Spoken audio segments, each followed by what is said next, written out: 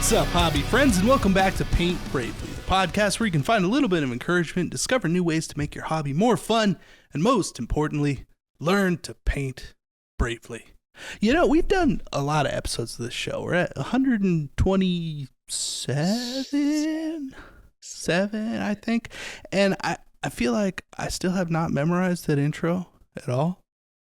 Like I have to read it on the screen. Anyways, I probably should do something about that. Is kind of what I'm saying. Anyways, yeah, we got some fun hobby stuff to talk about. Some new paints that we're gonna talk about. Some new models. Some stuff we've been doing. Places we've been going. But hey, Brent over there, what you been up to hobby wise? I've been going to Boston. Going to Boston. Yeah. Going down to Boston. That's right. I just got back from the Everwinter convention in Boston. It's run by the Wicked Dicey folks. They're the same folks who do the Iron Weld convention in Boston and a couple other smaller things. It is mostly like a Warhammer kind of tournament get-together, but they're growing. They're getting bigger. Nice. I think there were 550 people at this event. It's downtown Boston, right in the Chinatown area. And many tournaments, but also a vendor hall, and they had a hobby area. They had a few painting classes. Matt Cantor was there, Martin Orlando, Crow's Nest Craft. So they had a few things going on. They had a little painting competition. They had the Wicked Brush painting competition. Wicked is a Boston Northeast thing. My friend is wicked smart. Yeah. Like from the Apples movie. Yeah, apples. Yeah. You got it. My dad happens to be from Massachusetts. I mean, it's I get it. It's good. Yeah, it's my okay. boy's wicked smart. Yeah. Yeah. Also, a movie that just came out. Which movie? Wicked. Oh. Not related. Yeah.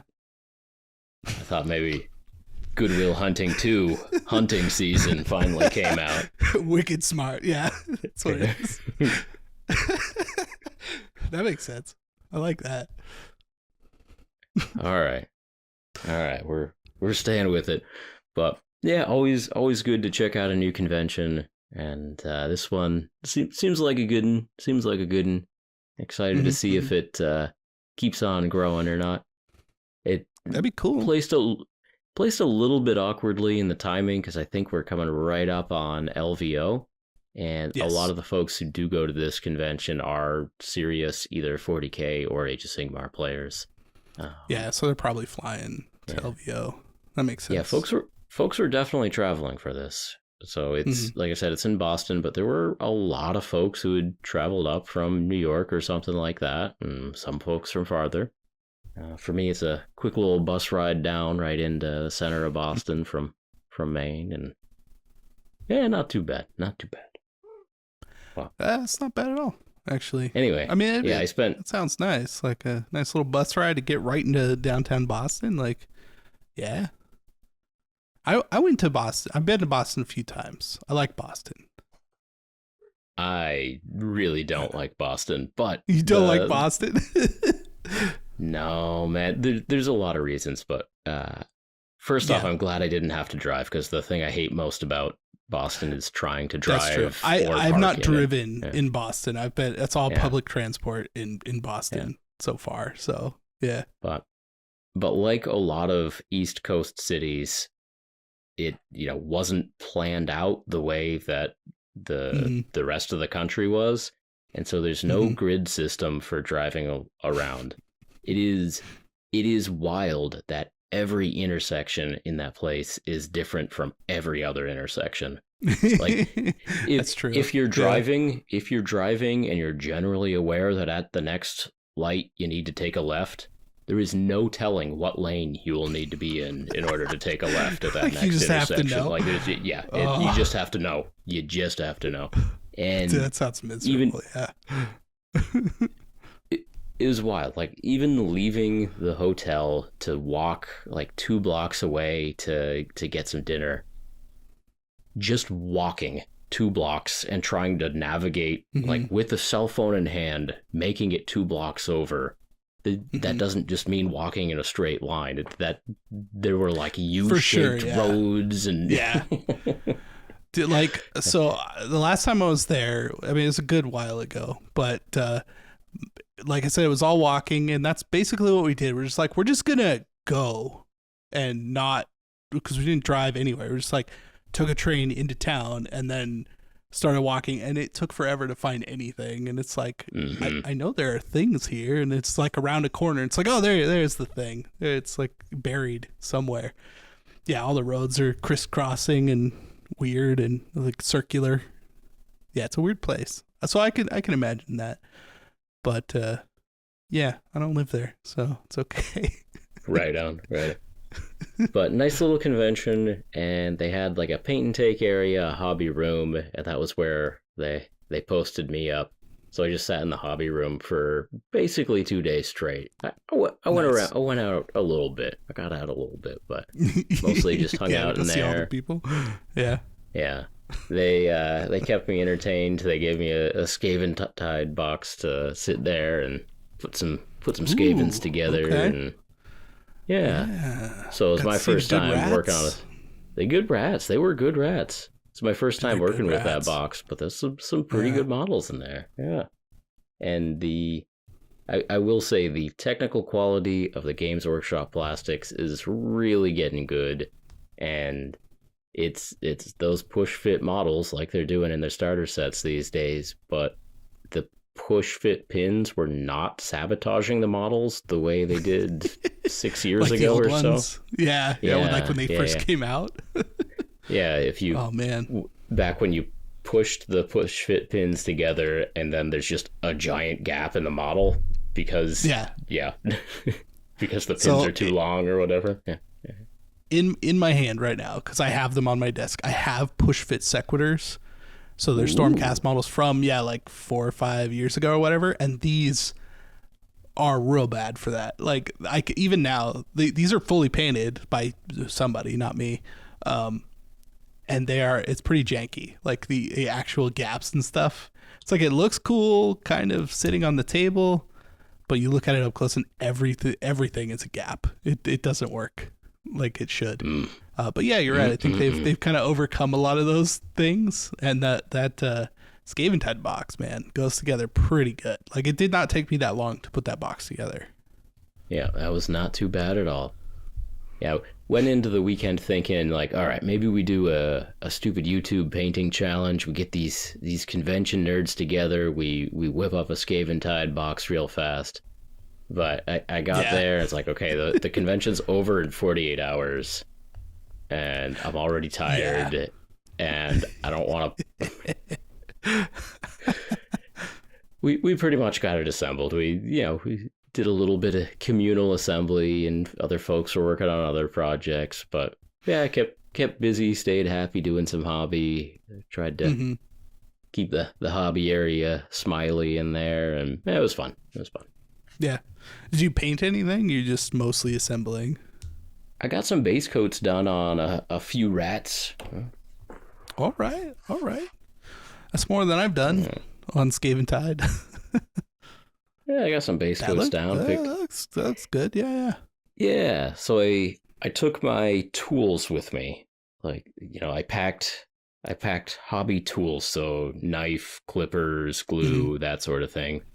And very good, so I was able to use my tools to assemble models nice and neat. But for paint, I wasn't going to haul 72 paints or anything like that. Yeah. I was not going to do that. So it turned out that their hobby area was equipped with Reaper MSP and a couple oddballs from other things and some of the old Army painter, and I ended up mostly using Reaper paints and getting some good base coats on there. But that's part of the fun, though, of an area like that. It's just like, let's see what we're working with today. See what happens. We're working with Reaper today. All right, let's go. Yeah, it's funny how like every convention I've ever been to, it's like Reaper is just everywhere. Like there's just boxes and buckets you know, it's everywhere. And so it's always ends up being the paint that I use if I'm painting somewhere, and it's just because it's there. Like they're whatever they're doing a good job getting it, you know. Yeah, it's a good strategy for sure. Yeah. Get this stuff out there, get it in people's hands. Mm-hmm. Well, that's fun. So, did you do any like judging, or did you just it was all paint and hobby, and that's what you were doing? I took a look at the competition, but no, I was not a judge. Not a judge. Okay. Yeah, so they did the competition similar to what I've seen at Nova, of having different brackets where you sort yourself into a bracket. Mm-hmm. And they had 2 brackets. They had the Masters bracket and they had the Standard bracket. And so Martin Orlando and Matt Cantor judged the Standard bracket. And those 2 were the bulk of the competition in the Masters bracket. And so one of the convention organizers was just like, they both put in some great stuff, and there were a couple of other pieces that folks had entered in the Masters bracket, and there were even a couple of busts that were entered in the Standard bracket that they said, like, okay, like this really deserves to be judged in the Masters. And so they got a call out, like, you're being honored for being promoted, and you're not winning Masters, but like congratulations on which is why they put it in the other one. Yeah. And that's interesting. Okay. Yeah. And then the one of the event organizers like, yep, Matt wins the Masters. Good job. But it was a small competition, and there's some fun stuff in there, and hopefully it grows bigger in future years. Mm-hmm. Yeah, that's cool though. Dude, I like seeing the kind of smaller end of that, and having the open competition like that too, where it's like you kind of are in a specific category, and like, you know, you can still place or whatever it is like Nova does is pretty neat. It's definitely not the Golden Demon style. Yeah, of who knows what's going on. Yep. Yeah. It's definitely different. Well, not bad. So pretty good convention. All right, Casey, what's new with you? Give us some updates. Oh man. What is it? What's a VCore? What? Vivor. I wrote Vivor on the page because I forgot about it last time, and I shouldn't have forgotten about it. So Vivor is a company that makes products or you know, pays some other company in China to make products. They have like laser cutters too. I don't know all what they make, but they make sonic cleaners. That's what I know of them. But Vivor, the company, or at least a representative, reached out to me not too long ago and was like, hey, like, we noticed that you use this sonic cleaner thing quite a bit. We want to send you a sonic cleaner, and it'd be great if you could do XYZ sponsor blah blah blah kind of stuff. Which is like, okay, well, you know, that's fine. So they sent me a sonic cleaner. It took a while to get here because obviously it was shipped from a different country and everything. And I finally picked it up, and like it's been in my hobby space, and I've used it now like twice. In the meantime, though, I've gotten like 3 different emails from the company Vivor, or like I said, their representative, progressively getting more aggressive, like asking me where their content is that I promised them. And like in my original email, I was like, look, I'll show it because I use a sonic cleaner all the time. Like, I'll just throw it in. I'll just start using it, and it'll be in every video that I make. And they were like excited about that. And now they're like harassing me to like put out content for them, so including is this the model. Is this the model that costs $49.99 or $59.99? I don't even know. I literally have no idea. It's like probably a medium model. I would say it compares to maybe an $80 model on Amazon of not that different. It's a nice heavy duty one. Like, it's got the heater built in. It's got the timer, obviously. But it also has like a little spout to empty it. So you don't have to like pick it up and dump it, which can suck because, you know, you got 3 liters of water in this thing or whatever, and trying to dump that out somewhere, it's a huge pain. So like emptying it into a 5-gallon bucket is a lot easier from the top of a table. So it's not terrible. It's not the Sounds worst like they're thing. getting their influencer marketing right here. I know, now, right?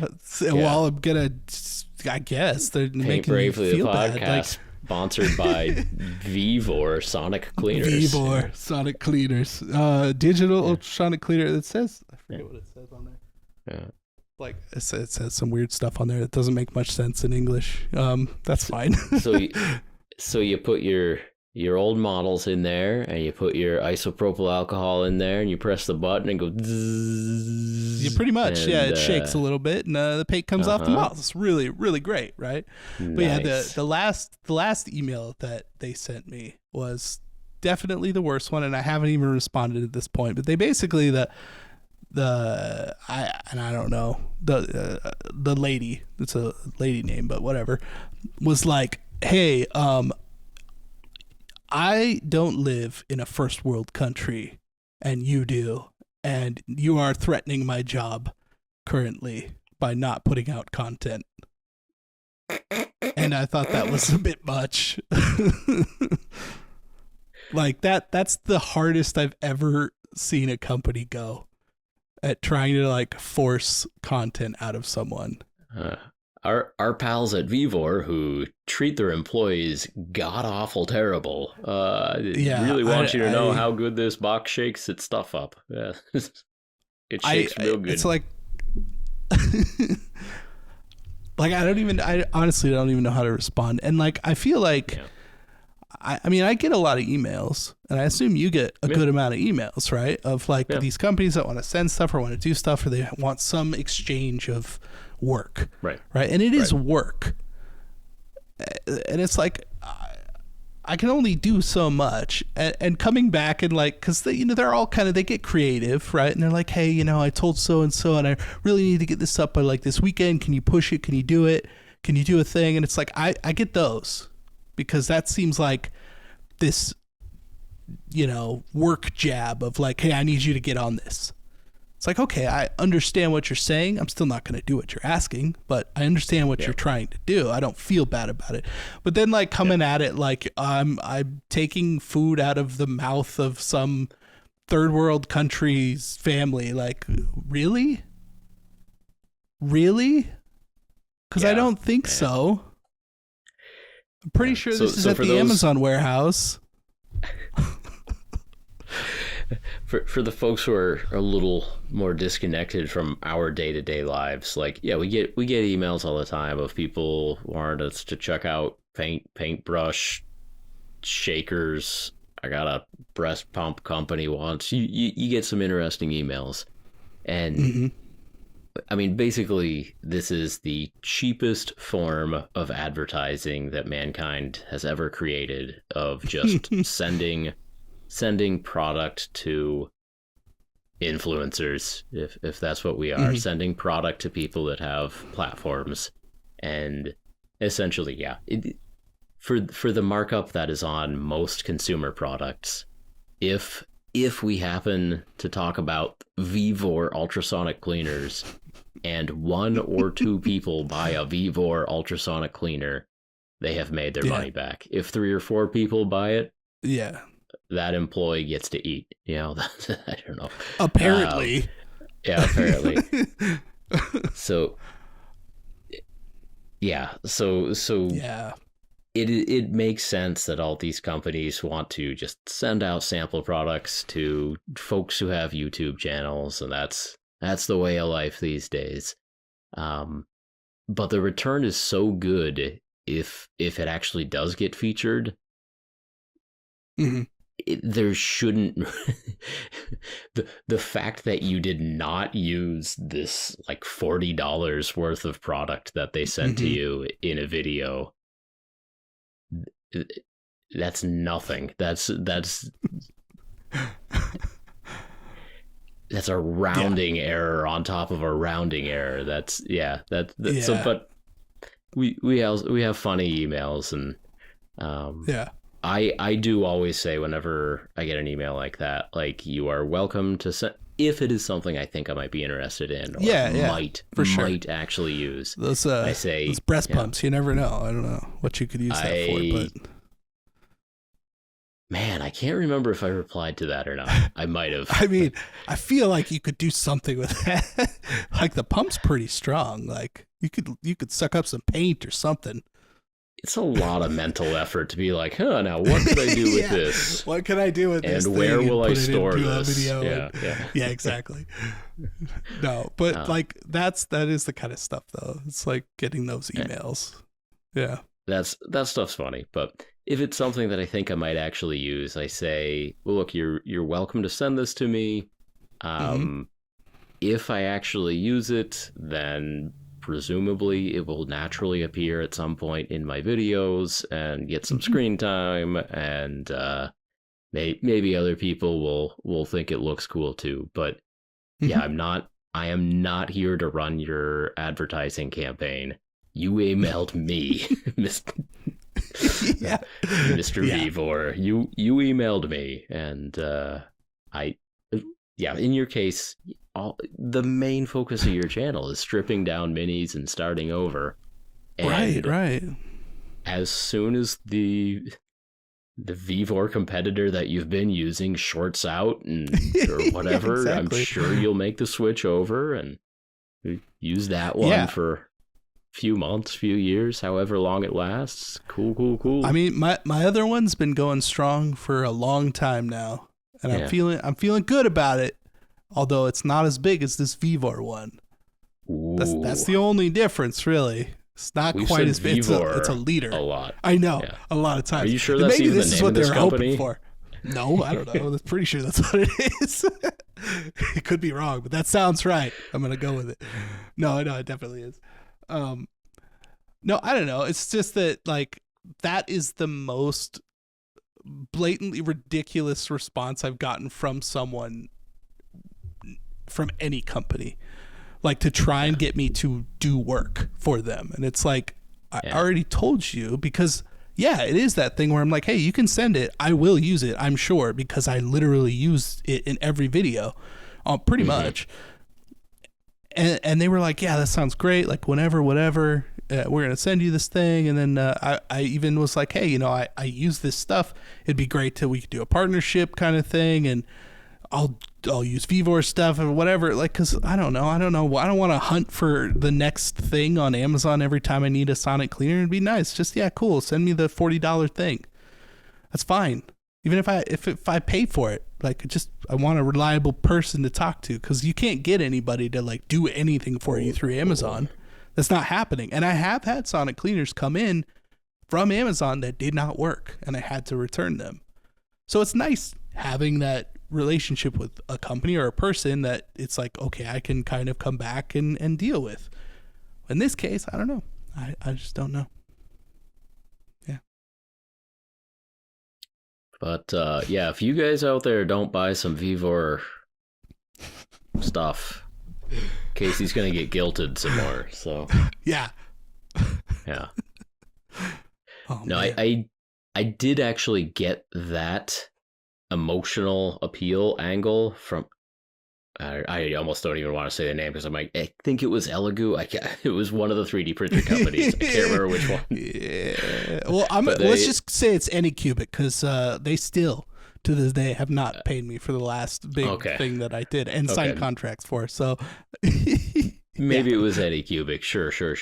Dude, we're just gonna say it is, because sure, I don't they care. deserve it. Okay, wonderful. Yeah. I don't care either. But one of these companies reached out and were like, hey, you want to advertise our new 3D printer, which is very similar to all the other new 3D printers that are coming out from all of the companies that have their things manufactured in the same factory in China.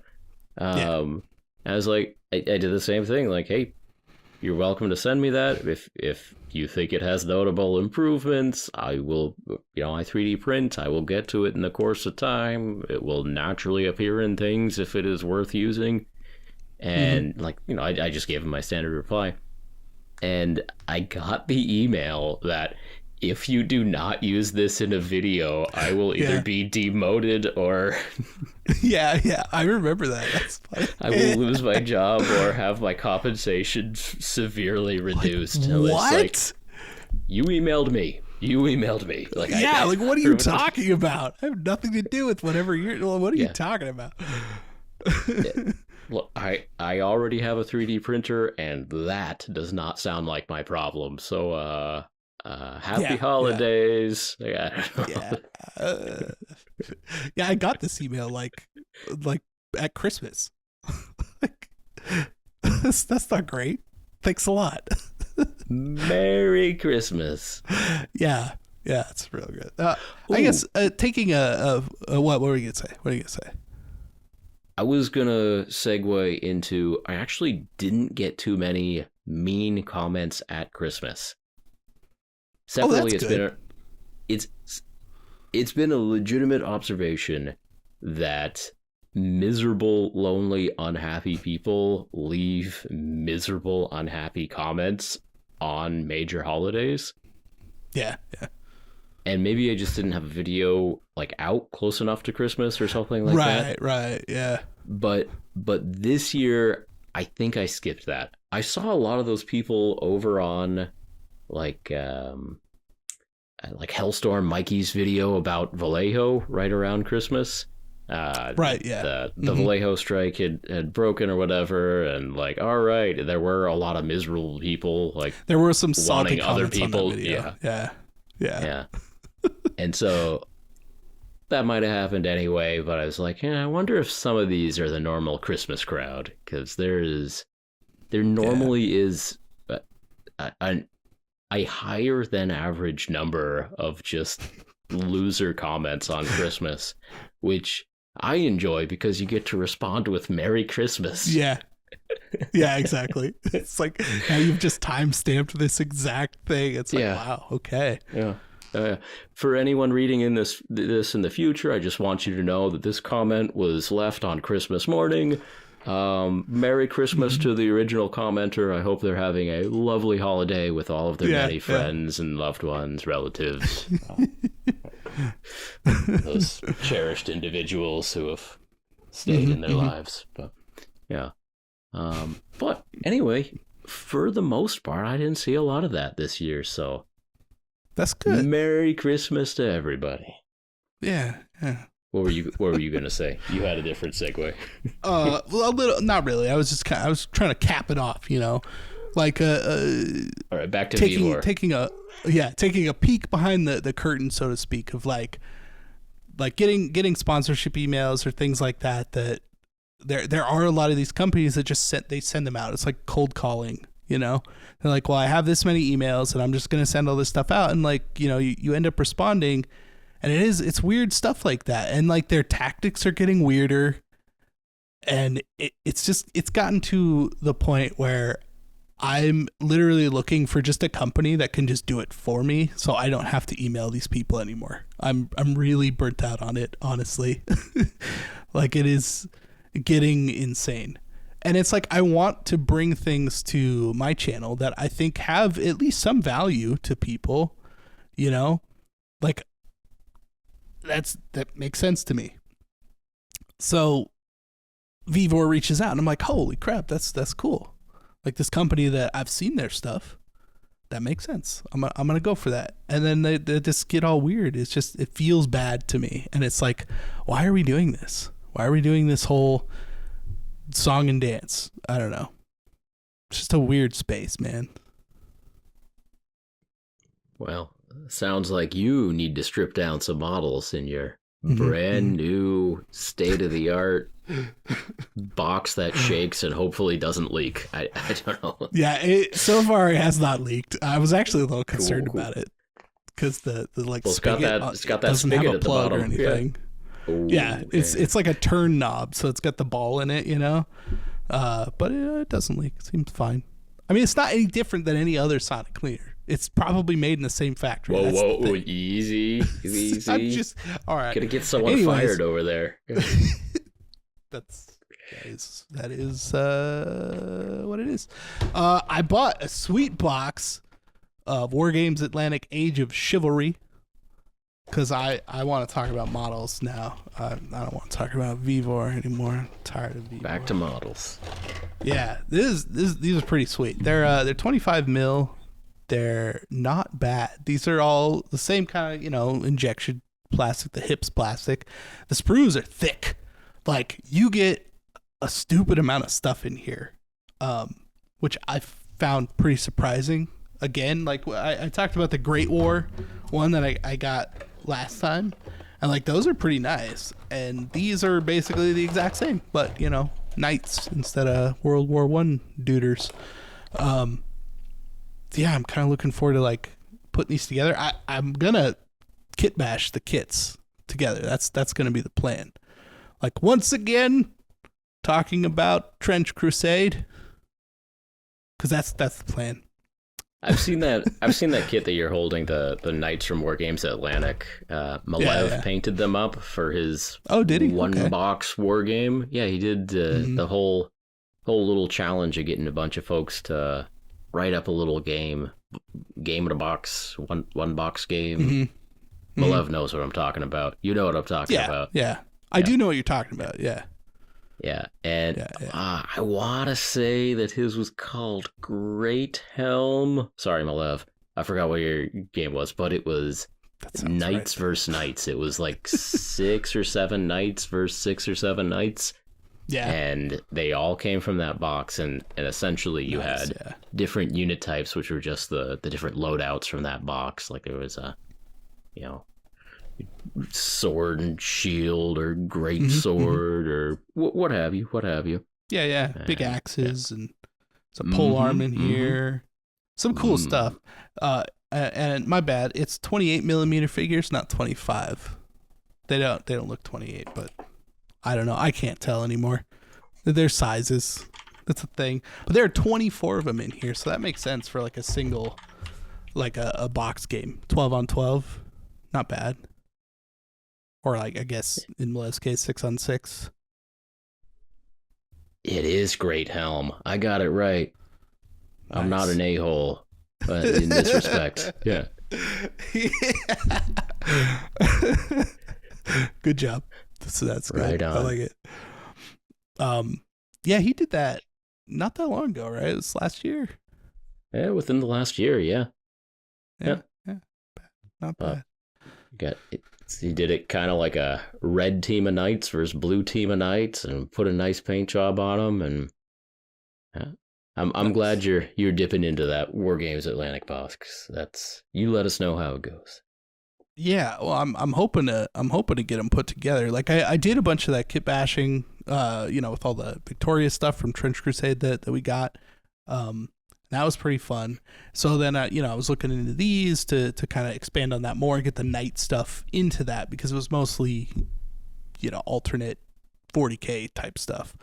So bringing it back down a little bit in history, I think makes more sense. But I've also been printing out. I finally did get the Trench Crusade stuff sorted. So I did get the files.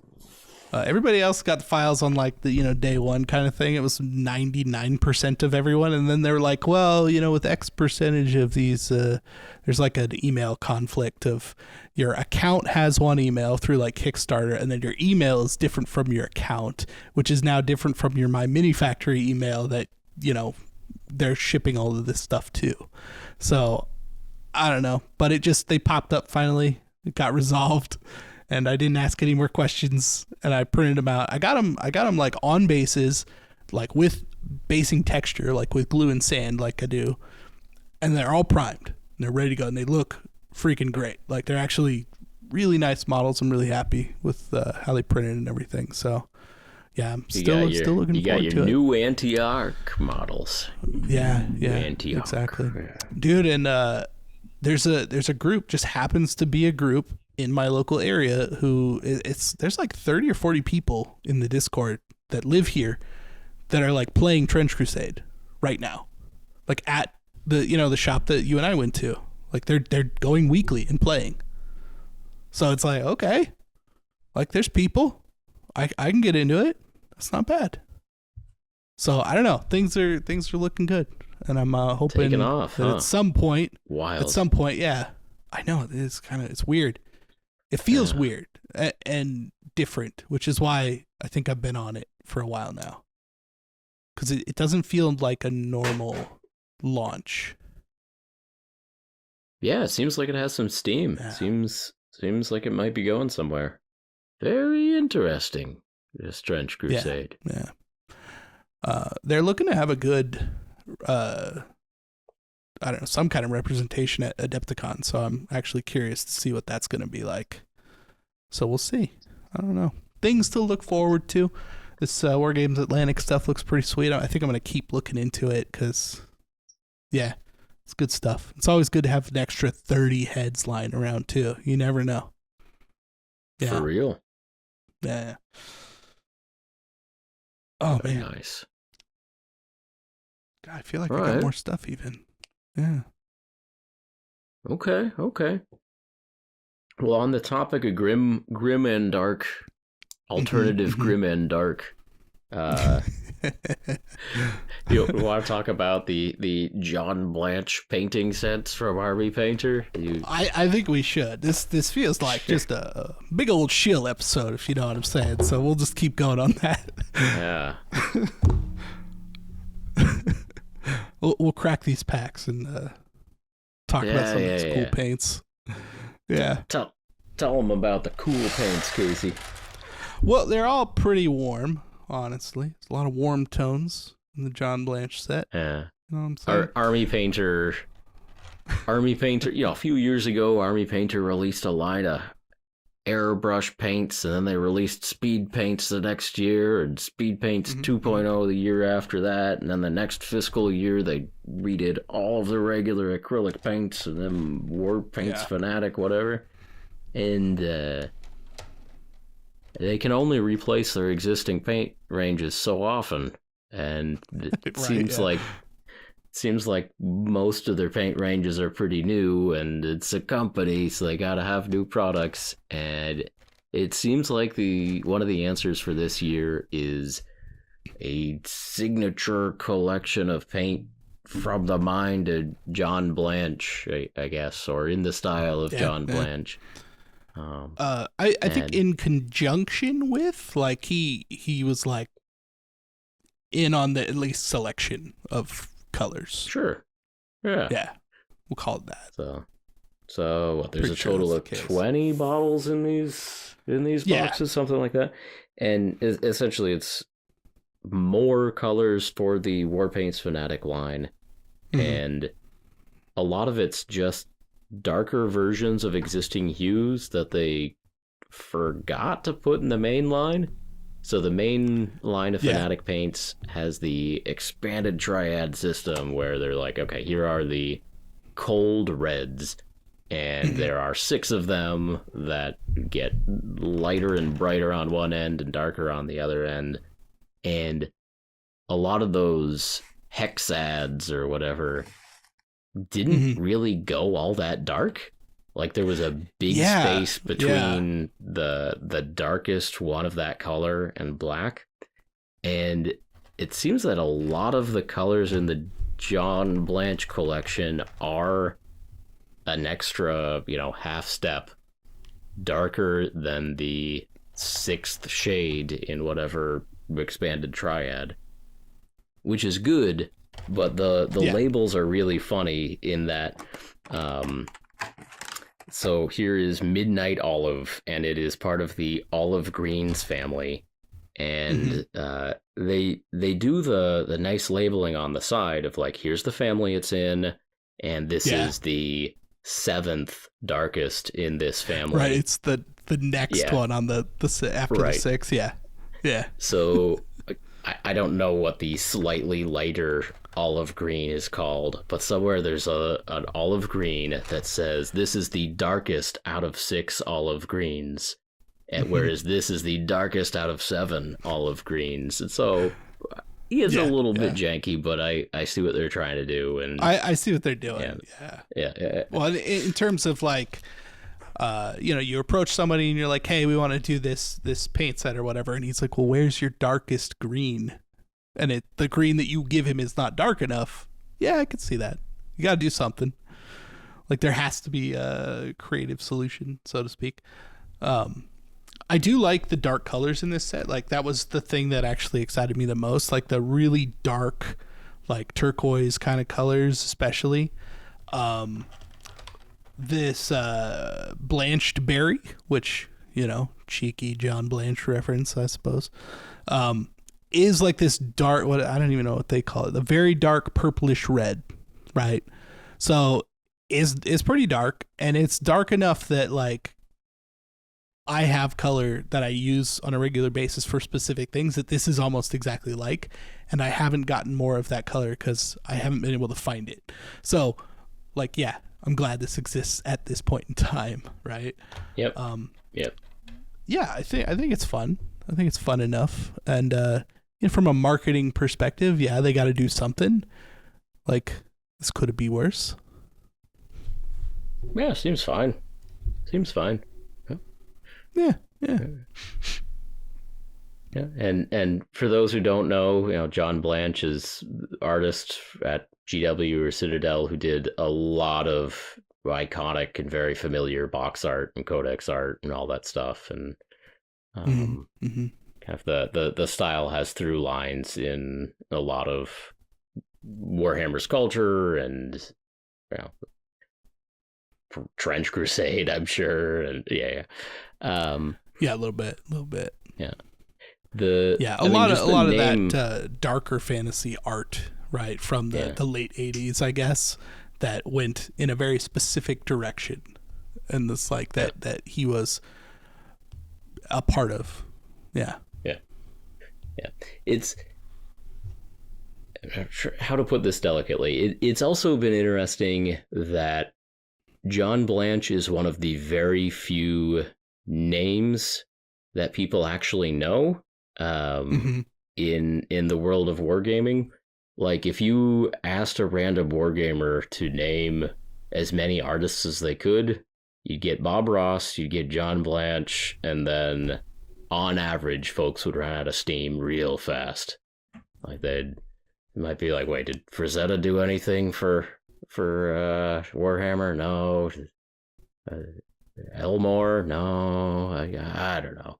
Like, yeah, the name John Blanche has kind of been up on a pedestal. I mean, he did some seminal work in the universe, but yeah, it's kind of interesting that he's also just the only artist a lot of people have ever heard of, which is kind of a double-edged sword on that one. But hey, got a paint set. Cool. Yeah. I think, like, I mean, separating it from like who John Blanche is and whatever, having a set to come out, regardless of who it is, that is like, here's a limited palette that is kind of a thing, is like a fun exercise to do and to have. It's like, well, I want to paint kind of in this style. Here's at least the tools to do that, and I can just go for it and not have to pick out the paints and hope that I'm right. It's the same idea as like getting a non-metallic gold set. Because, yeah, I have all those colors. I guarantee you I have those colors. But, like, I don't know if those are the colors, you know? And I've tried to do that before. Like, when I've sat down and purposely gone, like, I'm going to do this. And I've, like, picked out different colors. And I'm like, okay, I'm pretty sure this is correct. And then, but in the back of my head, I'm always, like, questioning, is this the right set of colors? Is this the actual way to do this? Is this the right yellow? Is this the right whatever? So like, I like the idea of having sets that are like, well, this will do this thing for you, and it is like at least got the stamp of approval of someone who should technically know better. So yeah, right on. That's kind of cool. On. Yeah. And a few of Monument sets do kind of the same thing. Like, I'm pretty sure they have a non-metallic metal from like Flavion, who is the guy. Yeah. Exactly. Yeah, exactly. And even, you know, the Rogue Hobbies set right, from Pro Acryl was 6 colors that are kind of evenly spaced around the color wheel and feel like a cohesive set of fun, bright colors. And I've done some work with them, and yeah, cool. It's enjoyable to pick a world of a color palette and play around in it for a little while. So Mm-hmm. And bright colors are something that I personally am more interested in than dark and depressing colors, but to each their own. Yeah, yeah. Well, like I did talk about last time, I think I've just come to this conclusion that like this is the world that I like to live in terms of paint. And like, and it's not like I don't like the bright colors too, because what I really like to do is take the dark stuff and then put a single pop of like something bright. So whether that's like the you know, all of a sudden this sword of this thing that is disgusting is now like this bright shining, you know, thing with alternating fluorescent colors, or you know, whatever it is, like that's where I like to be. So it's taking the single brightest color, and in this case at least there is this like super bright yellow in this set that I could see doing that with. It's like, okay, well now my shield is going to be, you know, a black and yellow checker. Like it's going to look sweet against this gnarly, you know, rusted out whatever. So I like that. Yeah. Yep. That yellow is often used as like the backdrop in a lot of the most famous John Blanche paintings. Like the characters themselves are very dark, weird, and depressing sometimes, or dystopian. But then they're against like a bright explosion or polluted clouds or something in the background. Like the overall image is a lot of black and yellow. Where the black or the darker shades are the characters, and then just a really bright yellow backdrop a lot of times. But, But yeah, no, it's all right, cool. Cool. Yeah, this is a thing that exists. At all right, moving on. Moving on. What else we got, Casey? Oh man, I picked up just cause basically. I picked up a bunch of these real sweet looking like Rogue Trader orcs on eBay for not a lot of money. Ooh. And I feel pretty good about that because like it's not often that you find a good deal on some of these old like fancy pants old orcs. Yeah, and they all have little like hand painted little emblems on the back that are it's got smiley faces and stuff. So yeah, strip them right down. That's literally what's gonna happen. But I am gonna try and recreate that smiley face, you know, with love. Mm-hmm. That's what's gonna happen. Take a few pictures. Yep, take a few pictures and pretty much strip it right down. Dude, I have been painting up this. I picked up an Orion, the Wood Elf King model. It's this gnarly piece of metal that Games Workshop put out a long time ago. So apparently, and I learned this today, it was one of the, or I think the actual first large metal kit that was like the lead-free pewter. So they were pushing it. It was kind of a big deal. Like it's not going to poison you. You know, it's good. Good. I mean, as long as you don't chew on it, I suppose. I don't know. Like you put paint, it's fine. But yeah, I've been working on that, and it is, dude. It's gnarly. Like I like metal models most of the time, like 99% of the time. This one's kind of hectic. Like the actual joints don't make any sense. Like it was cut up because they're like, well, we have to fit it in this box or something. I don't know what they were thinking, but there are some weird cuts on it. The pieces, I'm sure it was how it had to be put in the spin caster or something like that to make it come out. But yeah, it's a real weird model, and it's thick. So I've been doing that. It looks good right now, but I did accidentally drop it on the floor, and it broke into all of the pieces again, even though I pinned it. So yeah, it's a character. I was looking at pictures, and it's a character that's holding a pole arm, but the head of the spear has like 5 points. And it looks very, very heavy. And just imagining the amount of leverage and weight that is on multiple joints to get that model to be possible. Well, it frightens me. But Casey is currently holding a fully assembled model. And he's back together. I got him all patched up again and looking good. I'm going to try not to drop it. That would be bad. But he's looking pretty good. I put in a few hours on him today. It's mostly what I've been working on actually, just today, and I like him. He's a cool model. I've actually seen some pretty sweet conversions too, because they don't really have this model anymore. It's not like it's a character for anything in Warhammer. Yeah. But there's been some pretty sweet conversions of people trying to make it. So I'm kind of thinking like, it might not be a bad idea. There's like multiple versions of this model. There's like a newer resin one and a different sculpt and stuff. And I like that about some of these older, funkier models like that. It's like you can kind of see this step up in quality and the iteration and like what they kept and what they got rid of. And I like that specifically in Games Workshop because there is that long 40 plus years of having these models and them trying to do something with that. Wood Elves, not really a thing, I don't think, anymore. Maybe the old world supports it. I'm not actually sure. I think it's one of those like, up in the air kind of things. I don't know. But I have that like Wood Elf army. So, you got a tree lord there. That's pretty cool. Orion. Yeah. Yeah. Tree Lord guy. Seems fine. Yeah, it's cool. It was cool. Yeah. I like it. Yeah. It's good. Well, it's interesting to see those little points in history because there definitely has been an evolution in the technology and the skill and everything. Well, yeah. That's neat. Well, like you were saying, the push fit models. It's like, here's what we have now. And it's like the jank that was coming out back then. In fact, one of the early Golden Demons, there was a gold that was this model, and even that looks not good. Maybe it's the quality because it's like they're taking a picture of an old white dwarf, but like things were not the same. Like they just were not the same. No. So like, I feel pretty good. I mean, even like War Games Atlantic, right? Like that's, I don't think it's a huge company. Like they make cool stuff, but it's like decent stuff. This is better than the stuff we were getting like in the early 90s and stuff. So it's just cool. I don't know. The whole history of it all, it's cool. It's neat. Agreed. 100%.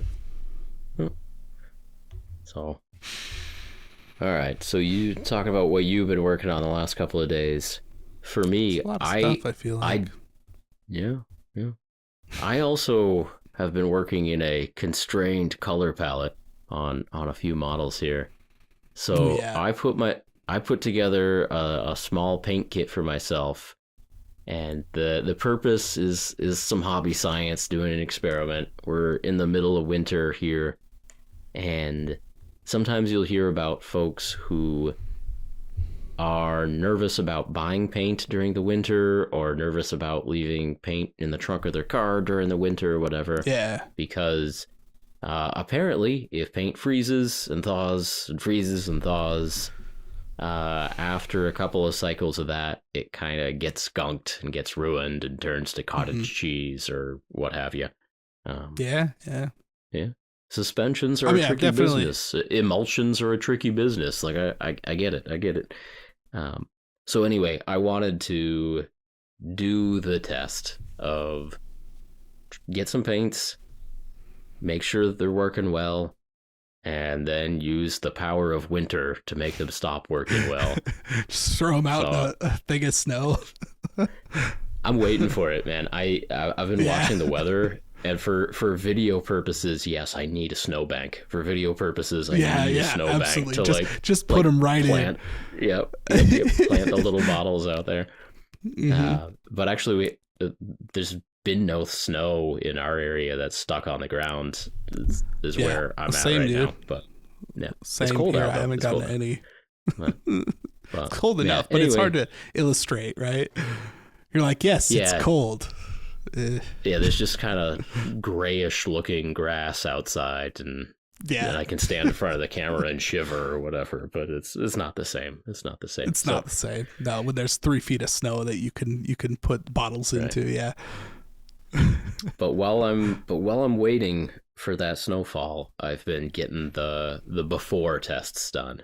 So I've got some Arcadia Quest models and just slapping a few coats of paint on there to establish that the 12 or so bottles of paint that I picked out are doing fine. Yeah. But man, I've been having such a good time that now I've like grown attached to my little paint set, and I feel bad. I feel bad about the betrayal I'm about to subject them to. That's so good. Like they're doing their job well. So it's not really a test to see like which brand is worst or anything, but I did make my paint kit of couple of Pro Acryl, couple of too thin coats, Vallejo. I don't know. I got like 5 brands in there: Citadel, Army Painter, and just a couple of paints from each. But you know, got around the color wheel, couple of neutrals, and painting up these cute little Arcadia Quest models, which are kind of the chibi style. It's like a chibi style board game, and you know, cute orc and goblin and heroes, and I got a minotaur that I'm working on. Nice. And the paint's just going on so smooth, and then things are looking.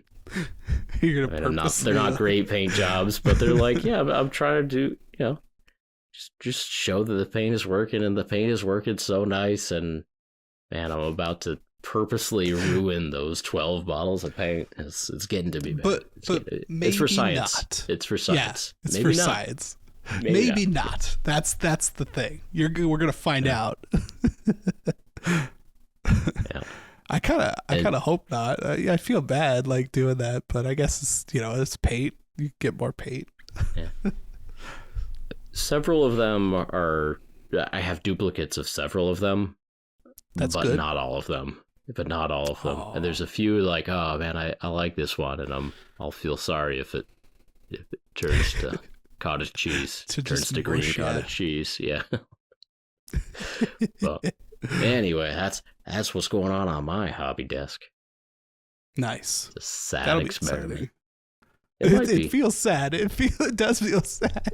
Waiting like, for that snowbank. Good time. Yes. Yeah. I'll put some sad music over those paints sitting in a snowbank. Yeah. Oh, just outside all alone. Yeah, get some Pachelbel's cannon going. There's like just nasty, ill-formed stuff on the palette. But we need to know. We need to know the answers to this. It would be nice to know. Yeah. Can I order paint right now and have it reliably show up and actually function? Probably. But I'll let you know. I assume that the you know, Amazon truck or UPS truck is heated in some capacity. I don't know. Maybe. It's warmer than outside. I don't know. Yeah. How often are these things actually outside? I guess might be something to actually look into, like in the shipping process. They get put on a pallet. They're in a warehouse. The truck backs up to the warehouse. They go in the truck. The truck drives. How cold is it in that truck? Are they freezing along the way? Like how many times are they freezing? Right. That could be different for every company. Like we don't actually know. I'm sure it is. Yeah. And so one of the things that makes my test a little bit, I don't know, not difficult or whatever, but I'm sure some of those bottles of paint that I have, I don't know their whole history. I'm sure a few of those bottles that are in my kit already have frozen once in their lifetime.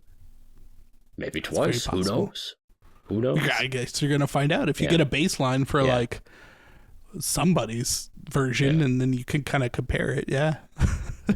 So if like on the first cycle through, I don't know, the Pro Acryl goes nutsy on the first cycle, like I'm not gonna be like, oh, don't buy Pro Acryl. They don't survive the snowbank so well. Like no, but you put them outside in a snowbank. Yeah. They didn't survive. I am hoping that after enough cycles, I will be able to get some of them to just show bad signs of whatever it is we're looking for here. It's for science. That's what I'm up to. I like this. This has been a good Paint Bravely, the podcast here, Casey. It's been a good one. Yeah. A lot of different things this week. That's right. I don't know. Oh man. I mentioned these sequiturs already, didn't I? Yeah, I did. Okay. I see. I don't even know anymore. Yeah. Yeah. You mentioned them to me, for sure. You bought some sequiturs. Maybe I did. Yeah. They don't push fit so good. They push that's fit definitely okay, what not so great. I mentioned. Just took the thing off. No, like I plan on doing some stuff. These are like the cool ones too, like the nice with that lady sequitur. It was like the best Stormcast model for a while. Except whoever I got these from, there are two of them in here, and they replaced the head with some weird looking kit bashed head, and I'm disappointed that I don't have now two extra versions of it. So I don't know what I'm gonna do. It's a shame. Yeah, shame. Yeah. Anyways, thank you again for joining us on another episode of Paint Bravely. If you enjoyed this podcast, please help us out by leaving us a review on iTunes, subscribing to the YouTube channel, and sharing this message with your hobby friends. And as always, we appreciate each and every one of you for listening, and we will talk to you next time. Talk to you next time.